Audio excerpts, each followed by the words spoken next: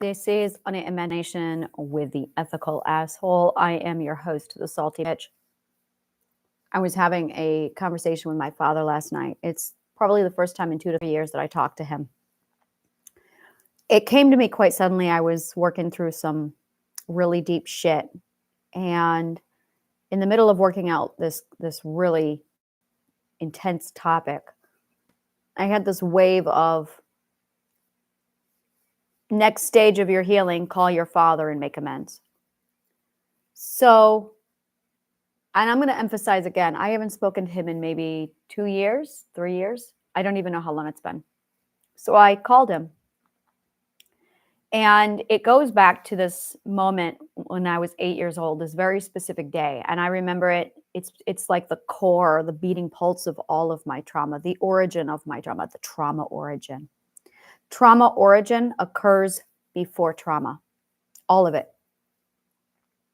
It is the setup for all the trauma that's going to come. When you address your trauma origin, you address all your trauma. You can save a lot of time if you address your trauma origin, and you don't have to go through all your trauma. You can just go right to the origin. And the trauma origin is almost never traumatic. What the trauma origin is it sets the programming in the brain to set you up for the trauma. So it doesn't traumatize to visit the trauma origin, but it does resolve the trauma. So I found my trauma origin. It was buried deep.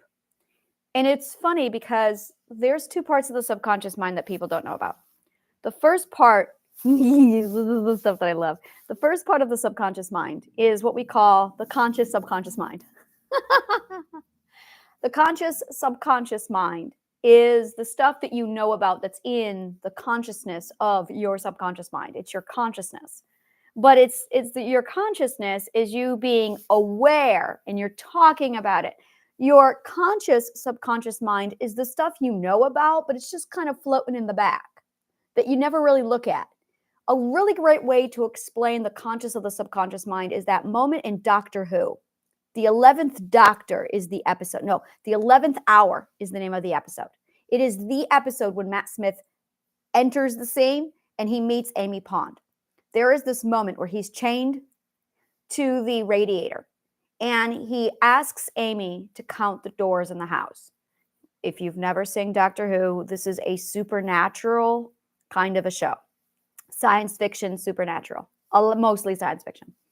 And he says, count the doors. How many doors are there? Now, she's a stranger to him at this point. She's like, what are you talking about? He goes, count the doors. How many doors do you see? And she goes, there's 2. There were 3 doors. And he goes, count again. She goes, there's 2 doors. And she's been living there her whole life. And she goes, there's 2 doors. He goes, look, you know. He goes, you know. It's that thing in the back of your mind that's always there in your peripheral vision. You always know it's there. You've seen it a million times, but you've never really seen it. And if you try and look at it, something always distracts you. Something always pulls you away from it, but you know it's there. It's in the back of your mind. That is your conscious subconscious mind. So she stops and he says, just try and look at it. In the peripheral vision, just try and look at it. And she tries, and then she goes, there are 3 doors. How have I never noticed that? And that is your conscious subconscious mind. The unconscious or the subconscious subconscious mind is the stuff that people think is the subconscious mind. The subconscious subconscious mind is all the stuff in your subconscious mind that truly is in your subconscious, where you're doing it unconsciously all the way in the back and you have no idea it's there. You really don't know it's there. The conscious subconscious is the stuff where in between sleep and awake, you know it's there and you realize it and you go, oh my God, this is X. I need to remember this. It's really important. And then when you wake up, you've completely forgotten. And you'll do that for 10 years, 20 years. It is a skill to be able to remember in your conscious subconscious mind and pull it forward into conscious awareness. It's a skill. It is a discipline. It's not your imagination that this is hard.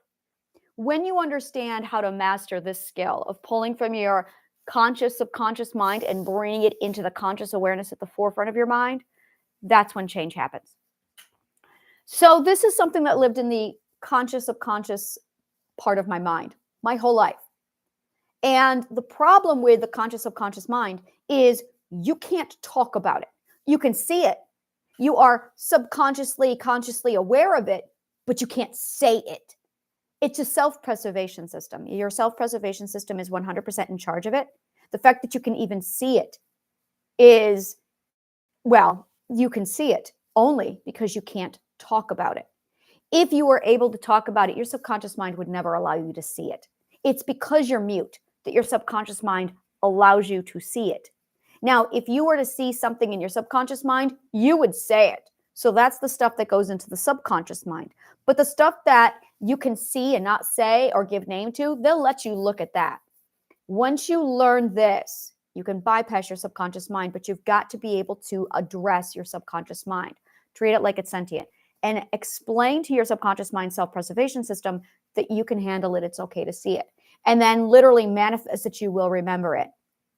Now, there's also a skill where once you can say it, name it, recognize it, and move it into the forefront, it's picking up your phone and writing yourself a note in the morning. And then remembering that you've left yourself a note in the morning. This is hard. This is a skill. When you get really fluent at this skill, your healing game really kicks up a notch. So I'm digging all this out and I'm using this skill to move things to the forefront. And I saw it and it's been right there in the peripheral side vision my whole life. That time when I was 8 years old and I wanted to be a scientist. And my father said, no, I want you to marry and have children. And I finally was able to move it to the forefront, focus on it and go, that was the day that my dreams died. And that was the day that my suicidal ideation began. That was the day that my trauma began with my father. That was the day when I started to chase men to please my father because chasing men made my father proud. That is what that was taught to me when I was 8 years old. And when I was 15, it solidified it. But it was that moment when I was 8 that completely changed my entire wiring in my brain. So when I finally was able to put it to the forefront, I was able to name it. And once I was able to name it, I literally was able to correct all of the logical fallacy inside of my brain, waterfall effect, and I cleaned it all out. When I cleaned it all out, I was like, phenomenal day yesterday. I'm like, yes, the logical fallacy was clean. The energy was moving. It was beautiful. And then I had this moment of realization of it's not done until you call your father and talk to him. And so I picked up my phone. It was very impulsive, like universe came in, call your father. I picked up the phone. I was on the phone with him before I could even stop myself. Good thing too. So I get on the phone with him and I said, I'm crying. And I said to him, I remember something. I said, you're not going to remember this. I know you're not going to remember this, but I do. There was a day, and I took him back to that time when I was 8 years old, and I was watching him and my brother go off this whole, you're going to be an engineer, and I'm going to be proud of you, and you're going to go to college. And I wanted to be part of that conversation. I wanted to feel that pride from my father and that approval. So I wanted to be a scientist. I wanted to be a physicist. And my brother and my father were talking about how my brother was going to go on to be an engineer. And I was like, oh, I want to be a physicist. I want to do this. I want to go to college. I want to become a physicist. So I stepped in and I said, what about me? What do you see me being? And my father looked at me and said, oh, I see you as getting married. I want you to get married and have kids. It shattered me. It broke me. Like heart, pulp, like there was nothing left. And I immediately thought, but I want to be a scientist. But I'm not going to be a scientist if I want my daddy to be proud of me. But this is what makes him proud, not this. So I have to do this So I literally chose pursuing my father's pride in me over my dream. And my entire life from that moment on was make my daddy proud. And it completely switched everything in my head. So I explained all this to him and I was very gentle about it. And I was like, I'm cleaning this out and I'm just addressing it and I just needed to say it. I do love you. And he immediately became defensive and justified. Well, why didn't you say something? I'm like, Dad, I was 8 years old. Well, why didn't you say? You should have said something. I was 8 years old. And he goes, well, that's no excuse. You should have said something. And he launched and I heard him. And I'm going to say again, it's been years since I've spoken to him. And I'm assessing my behavior. I know where I am. I can measure my own intelligence, knowledge, maturity, and I can measure the maturity of other people. And this is the first time I was able to actually put a metric up to my father and measure him. And I went, oh my God, he has the maturity of a 4-year-old. And in that moment, I did not say this to him. I was thinking it. I was realizing it. He was arguing like a toddler. He was doing the exact same arguments that we've heard from 3 years old and 4-year-olds. And I went, and I remember when I was a child, he was this grandiose, glorified idol. This is the deitized father figure. And in this moment, and I remember him being so big and scary that I was constantly standing up to him and fighting for my freedom against him, for decades, for at least 3 decades. And in this moment, in this phone conversation, the deity fell, and I was looking at this 4-year-old. And I'm listening to his arguments, and I'm listening to the way he's talking. And I started to soothe him. And I'm very well aware of parentification. My mother, I had to do this with my mother. So this is not unfamiliar territory for me. I immediately went, oh my God, he's more immature than my mother, which means I have to assume this role with him. Now, I already know how I have to work with my mom. And my mom and I have been mastering our relationship for 20 years. My mom's grown leaps and bounds. But my father, he has never had this. So I'm sitting here looking at this going, I have to treat him like a 4-year-old. So I did the whole, I'm not mad at you. I'm not coming at you. I'm not attacking you. I am communicating because this is part of my healing. And I'm going, he's a boomer. They were never taught. Of course they were never taught. None of us were. And I said that to him. I said, he goes, well, and I said, you didn't know. You did your best. That's okay. I'm not calling you up because I'm angry and blaming you and accusing you. I'm calling you to talk to you because I love you. And this is part of the healing, is just to give it voice. And I have to go back to that day and continue the script that was never continued. And he calmed down. And then we talked a little bit more. And then he got riled back up again. And I saw it. The whole conversation, he kept getting defensive. He kept getting angry. I had to keep diffusing the situation, keep turning it down, keep defending. And I'm like, and then I saw the 30 years plus that I was interacting with him, and I could see all those times that I was dealing with the 4-year-old, and never once was I dealing with my father. And I was like, suddenly there's maturity, and then there's the age delusion. And the age delusion just crumbled before my eyes. Wisdom is knowing when you are knowledgeable and when you are not. Being a fool is thinking you're knowledgeable when you're not. This is the difference between wisdom and being a fool. It has nothing to do with intelligence. I actually do not acknowledge intelligence at all. To me, that means nothing. It's not a metric. And once you understand what they're actually using for that metric, it's nonsense. It's twaddle. So I throw that away. I don't ever look at intelligence or IQ. There is information, which is data, but you could have low quality data. You could have high quality data. Knowledge is actually high quality data, high quality information.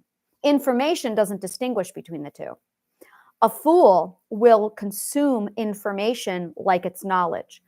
A wise man will consume nutritional knowledge, understanding the difference. Wisdom is maturity, ethical maturity. This is something that we do not talk about. It is not known in our culture. Ethical maturity is when you have integrated nutritional knowledge into the self so that you literally mature from the knowledge. And it's literally the stages of maturity. There is no age here. There is absolutely no biological age that tracks this. And this is the mistake that the fool has made, is thinking that age is a metric of wisdom. No, it's not. This is why you have some 60-year-olds who are more immature than a 4-year-old or a 3-year-old, while you have some 10-year-olds who are exceedingly wise. It is the ethical maturity that determines a person's wisdom. And there are literally, this is a skill. This is a skill that you have to learn. Well, you don't have to, but it's a skill that you learn and develop. And when you decide to develop the wisdom skill, you have to go through the ethical maturity line. And the more you master the line of ethical progression, the wiser you get. So that apprentice, tradesman, master, you are still not wise. You start to hit wisdom at the master and the philosopher stage of ethical maturity. That is really when you start to reach that point. In addition to that, you have the ability to actually measure your stages, your developed. There's a full mathematical formula for this. It's a beautiful formula. There's a full algorithm. So you can literally track with a metric your progression through the ethical metrics. And I'm looking at this, looking at my father now, and it was just this massive, watching this massive Zeus-like figure that I had in my head the whole time that just crumbled, and I was just suddenly looking at this child. I'm still processing this because it's mind-blowing to me. It is mind-blowing. And I'm feeling disoriented because this point of orientation has been one that I have had my whole life of here I am, here is my father. And I will never get his approval because I will never be married with children in a way that he'll be proud of me. He measures success through having a job, getting married, working, which contradicts, and this is the illogic of his immaturity, is he spent the first 20 years of my life teaching me that if you want me to be proud of you, a person's success is measured by, a woman's success is measured by her getting married and having kids. But when I was 16, 17, 18, he changed his everything changed. And he went, and I know why. My mother and he got a divorce and he changed his tune. And then immediately went, okay, now you need to be like this. It's your work ethic that defines your worth. And he changed the lesson when I was 16, 17 years old, which 100% contradicted the 15, 16 years of lessons he'd been giving me. And I was like, you can't do that. You don't get to teach me one lesson for 15 to 16 years and then flip the entire lesson on me that contradicts it and expect me to just go along with it. So he defined this massive, you're not successful unless you get married and have kids. That's what's going to make me proud of you. And then at 16, it's all right, new rules, new game. It's going to be you have to get a job. But women don't work. You spent 15 years teaching me that women don't work. And it was very, very confusing and conflicting. And because he always painted himself as this great thing, I always submitted to this, thinking, well, he knows better, even though it's not compliant with my personality and who I really am and my truth. So I had this conflict inside of me of, I really want to be a physicist. And at the same time, but I want my father to love me. And it was this real, it was so difficult. And then when the Disney conflict, the Disney paradox came in, where middle-aged men started insisting that Disney corrupted daughters and Disney taught women that they need true love and that's now toxic. I had that in my head that, oh, a woman is not supposed to want love and independence. If she wants independence and respect, then she has to reject love. So I then had that compounded. This is all the garbage that this illogical, immature toddler taught me when I was 8 years old. And he is still as illogical, immature, and speaking twaddle that he's always spoken. And the only difference is I can now see it. So one of the most favorite things he loved to say was respect your elders. I've done a lot of ethical work on respect. Respect is something you give to somebody who is smaller than you, less than you, as a way of diffusing any kind of tension or disarming yourself so that they don't feel threatened. I should say disarming them. It's a way of submitting to them and putting them on a pedestal so they don't feel threatened. That's why we have manners. You're supposed to give manners to the disadvantaged. Always use manners with the disadvantaged. That way they don't feel threatened by your information or your advantage. And that's really what it comes down to. It's a metric of advantage. And when you have that, and it's not a power imbalance, but is it? I got to think about this. Yeah, it would be a power imbalance. It is very much a power imbalance. Power comes to us through wisdom and knowledge. There is nothing else. It is just pure power. Power is nothing but knowledge, literally. And that's something you learn when you go through the progression of ethical maturing, is you get more and more and more powerful.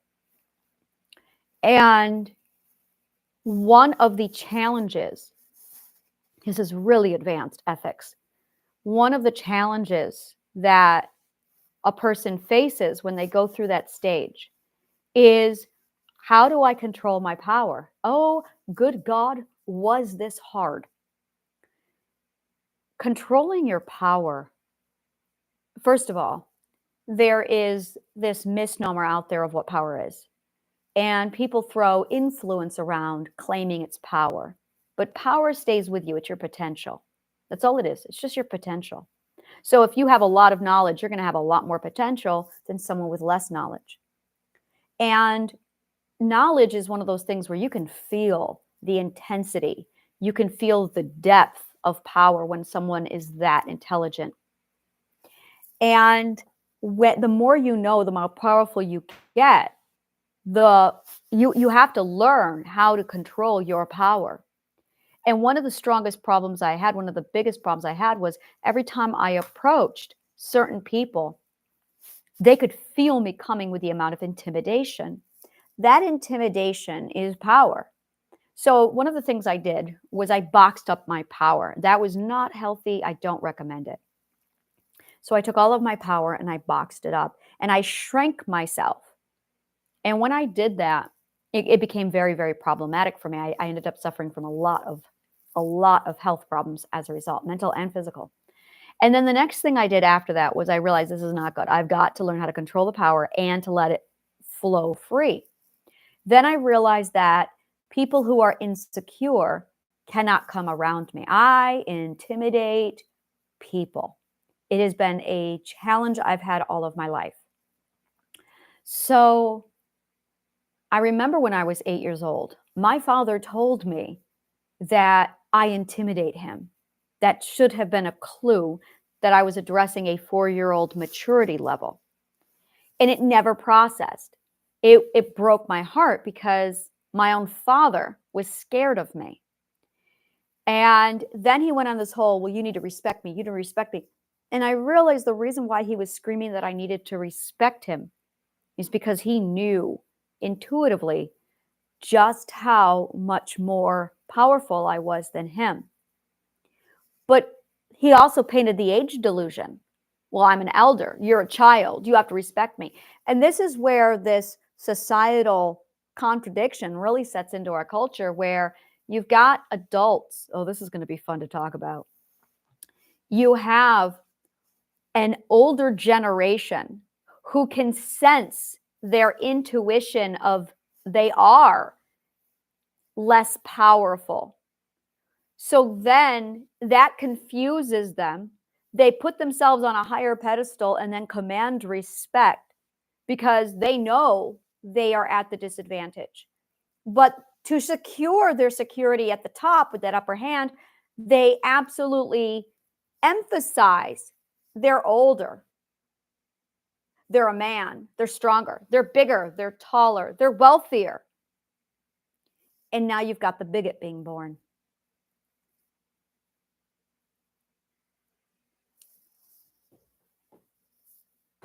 So I'm looking at this and I'm bringing it all together. I'm analyzing it. And I finally got to a point where I knew to open my power, let it flow, and let it just pour out of me. And that's when I discovered manners. The purpose of manners is because manners is actually the damper on power. Manners dampens power. It softens power. Isn't that amazing? This is like, I'm looking at the physics and the chemistry of it, and I'm like, this is fascinating. How manners softens power. And it reminds me of The Walking Dead, that one character. Was it T-Dog? 5th season, Hammer. He saved the 3 girls after the prison. Tyrese? Thank you. It was Tyrese. Tyrese reminded me of this because he was very powerful and very gentle. We see this a lot with very powerful people, how gentle they are. And I reminded very strongly of Booker T. Washington. Very powerful man, very gentle man.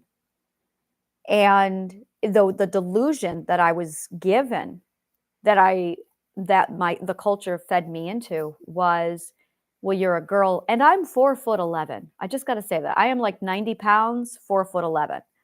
So I'm really like, oh, I'm not that powerful. I'm 4'11" and I'm a little girl. And yeah. So it's a mind fuck. There's no other word for it. It's a mind fuck. So I'm sitting here trying to figure out how to manage my power. And this is my challenge. We all have growth challenges. This is mine. And I'm sitting here trying to figure out how to manage this growth challenge, knowing I have to figure out how the hell I'm going to reverse engineer this to teach it to other people as they come into their power. Because this is a problem. Because you're like, what the hell do I do with all this power? It's burning my back. It literally burns your entire skin. It's painful at times. You have to learn how to let it flow. You have to learn how to step into it. But if you don't know how to control it, it goes all over. And the mind fuck is that you're this little person. And you're like, how the hell? It contradicts all the concept of the bigot. It completely throws them out. And that's what we were groomed to think. So the first thing you have to do is remove the bigot label. Just because you are 4'11", 90 pounds, does not mean you are not pumping power through your system. And then it's learning how to control it.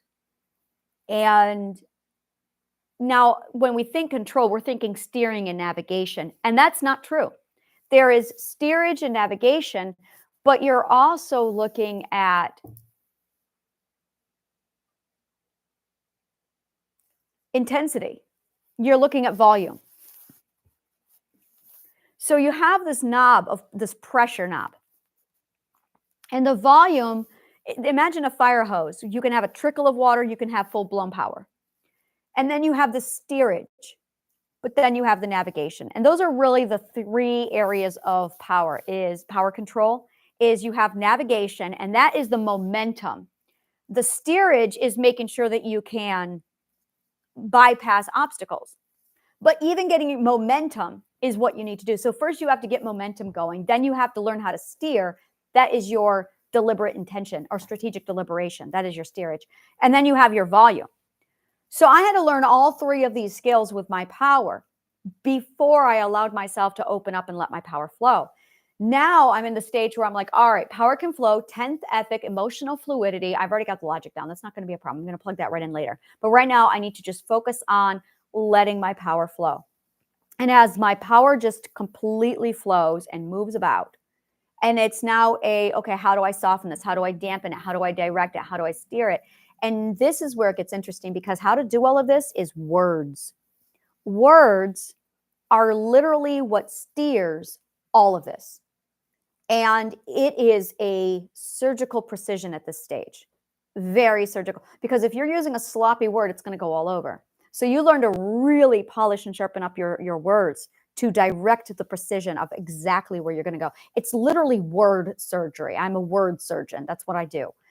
And when you combine that with logic, you are literally mastering the skill of navigating, steering, and controlling the volume pressure of your power. And all of that is literally packaged beautifully into manners. And it's at this stage that I realized people were intimidated because I didn't have any control over my own power. It was all over the place. And then I had other people who they're naturally going to feel threatened because you can feel, oh, you're bigger than me. But it's not bigger, it's you're more powerful than me. And it took me a long time. I'm at like the 58th level of consciousness. It took me a long time to process and realize, oh, this is a skill. This is where I need to go with it.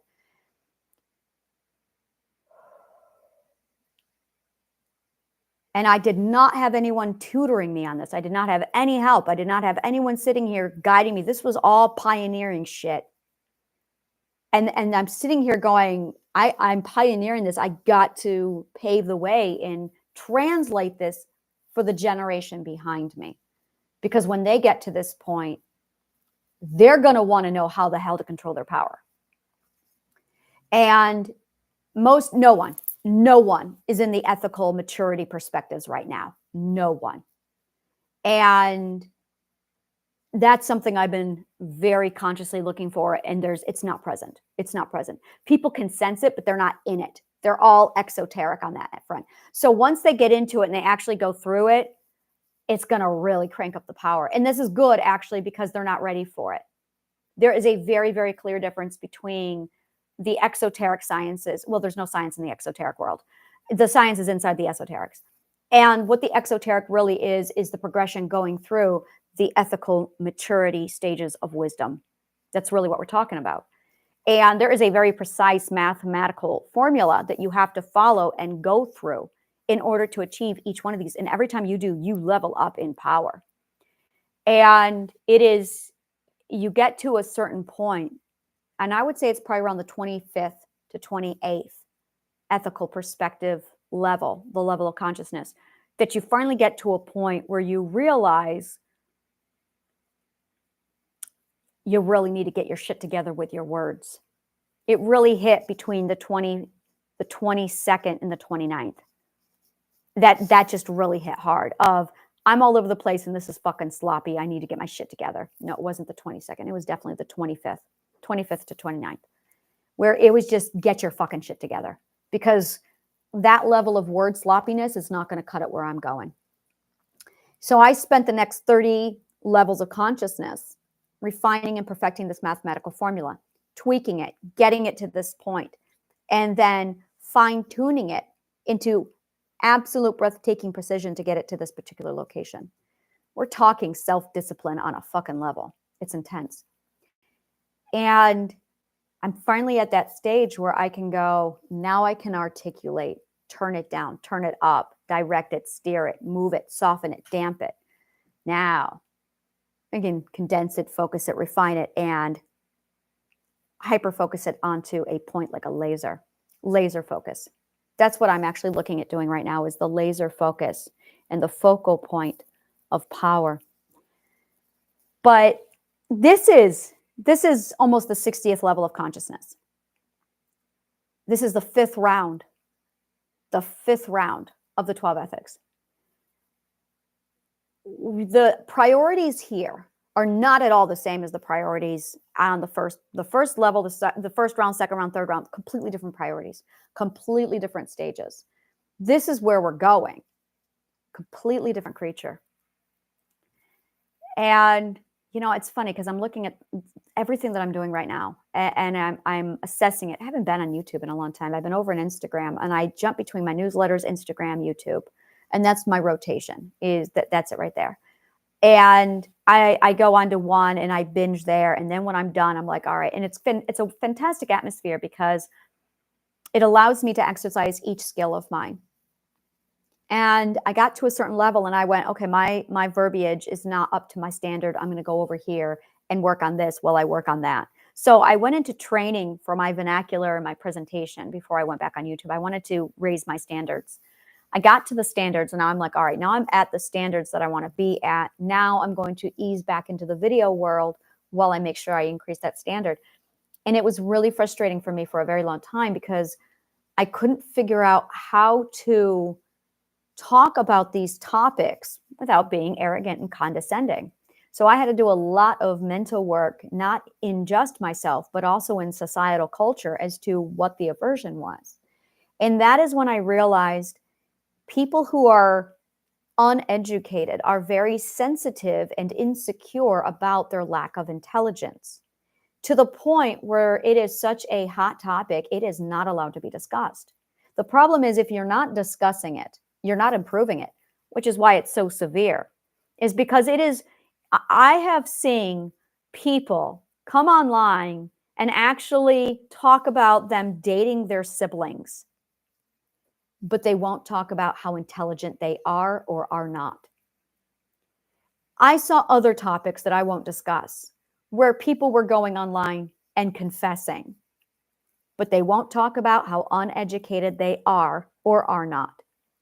And I'm going, are we really at a point in history where anything goes so long as you don't talk about the elephant in the room, how intelligent or educated a person is or is not? This is like the ultimate granddaddy of all. We do not talk about this. Isn't this fascinating? Which, of course, for me is like, oh no, we're going to talk about this. As soon as you put taboo on it, oh, we're going to rip it apart. Because that is where the pain is. That is where the true disadvantage is. It's where the true work is going to lie. Because people are, as long as they don't talk about it, they don't have to do the work. And as soon as you talk about it and you start doing the work, it's easy to go, it really is. It's easy to say, oh, I'm using the wrong word. I need to clean that up about myself. Oh, I'm negative. I need to be more positive. That's fun. That's easy. That's easy in comparison. But when I say you need to go back to school and learn all of the 18 academic disciplines, oh no, that's overwhelming. That is a whole nother level of, you want to go through the 12 ethics, you want to go through wisdom and maturity, music theory. You're going to actually have to learn how to compose musical composition. That scares people. That's what really terrifies people. I'll say music. I remember I was talking to this psychologist. She worked for the VA and I was breaking down psychology for Pythagorean psychology and psychological physics.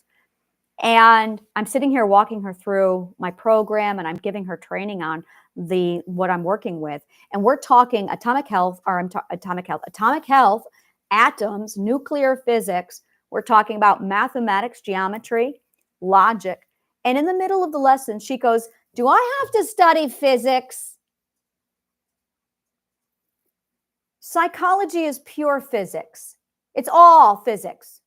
Yeah, you're going to have to study physics. I don't want to. She said this to me. You don't want to study your profession, but you want to practice it? No comment. That being said, people have the severe aversion to actually learning. It's that shortcut. It's the I don't actually want to do the work. And we're at a point where this is work. There is no, I was talking to my son about this. There is no hacking this. There is no hack. There is no hack. Your wisdom is going to reveal all. And your language is literally molded by your knowledge. So you can literally use language to assess how intelligent someone is or is not based off of the vernacular they use. And when you look at the way someone speaks, you can immediately tell how educated they are or are not. Suddenly you're looking at somebody and you have a very clear metric, what they are and are not. Now you can measure someone's intelligence. It's a fascinating psychological study. And as people start to develop it and learn it, they're going to become more and more aware of, oh, I need to increase my actual education. And this is a huge, I'm going to dig my heels into the ground and resist this, that I'm seeing from people. And what I'm seeing a lot of is, yeah, but, and they're hacking, they're bypassing, which is why no one's getting wiser, is because you cannot bypass this. You cannot avoid this. So let's just not talk about it. You can talk about anything else. You can talk about the most inappropriate, taboo, dirty, disgusting topic you can think of, so long as we don't talk about how intelligent we are not. Fascinating. Humans fascinate me. Amazing brains. So this is, of course, my cue to start digging out this really uncomfortable topic, because if I'm going to sit here and talk about where I'm at with all of the how to control your power, how to manage your power, at the end of the day, if you can't grow your own power, these lessons are useless to you. Because if you don't know how to grow your own power genuinely, authentically, naturally, according to Mother Nature, no, game over. Like you're wasting your time. Because if you're focused on, okay, how do I control my power, when you don't even have your power, or your power is like a level 2 or a level 3, game over. Just game over. There's going to be a point where you level off. You are going to be tapped out. You are not going to grow any further. That growth space is the 6th ethic. Once you hit that, you're not growing. You have to make a decision. And that leap right there is the do or die. And I'm seeing everybody it's amazing, because I'm seeing all these people get to this stage and they're stopping. They're going into the oasis. They're all over the place. No one's walking through the door. And it's like, yeah, because ultimately you got to put down the fake wands. You got to put everything down, and you've actually got to start learning physics, learning music theory, drawing, painting, sculpting, learning how to dance. You're actually going to have to start going to real school now. And that's it. And the real hit in the face that we're not dealing with is, here's the reality. News check, not one of us, not one, actually attended any school ever. And when you realize you never actually attended school, then you're going to have the grief of, well, then what the hell was I doing for the first 20 years of my life? You're going to have to deal with that grief. For those who went on to college, there's going to be that moment where you realize, well, then what the hell was I spending $100,000 for? Why do I have student loans that I'm paying on? That's why you can't get a job, because it's not real knowledge. But because no one's talking about education, wisdom, knowledge, this is the delusion that has to break next. And I'm sitting here with my hammer. So, thank you so much. May the kindness of words always find you.